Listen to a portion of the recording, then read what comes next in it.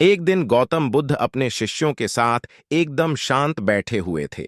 उन्हें इस प्रकार बैठे हुए देख शिष्य चिंतित हुए कि कहीं वह अस्वस्थ तो नहीं है। एक शिष्य ने उनसे पूछा कि आज वह मौन क्यों बैठे हैं? क्या शिष्यों से कोई गलती हो गई है?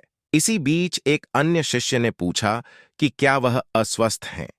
पर बुद्ध मौन रहे। तभी कुछ दूर खड़ा व्यक्ति जोर से चिल्लाया, आज मुझे सभा में बैठने की अनुमति क्यों नहीं दी गई है? बुद्ध आंखें बंद करके ध्यान मग्न हो गए। वह व्यक्ति फिर से चिल्लाया, मुझे प्रवेश की अनुमति क्यों नहीं मिली? यह सुनकर शिष्यों को बड़ा आश्चर्य हुआ।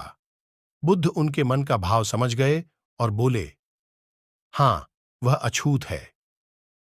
इस पर कई शिष्य बोले, हमारे आश्रम में जात पात का कोई भेद ही नहीं, फिर वह अछूत कैसे हो गया? तब बुद्ध ने समझाया, आज वह क्रोधित होकर आया है। क्रोध से जीवन की एकाग्रता भंग होती है। क्रोधी व्यक्ति प्राय मानसिक हिंसा कर बैठता है। इसलिए जब तक वह क्रोध में रहता है तब तक अछूत होता है। इसलिए उसे कुछ समय एकांत में खड़े रहना चाहिए।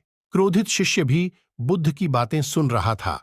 पश्चाताप की अग्नि में तप कर वह समझ चुका था कि अहिंसा ही मनुष्य का महान कर्तव्य व परम धर्म है।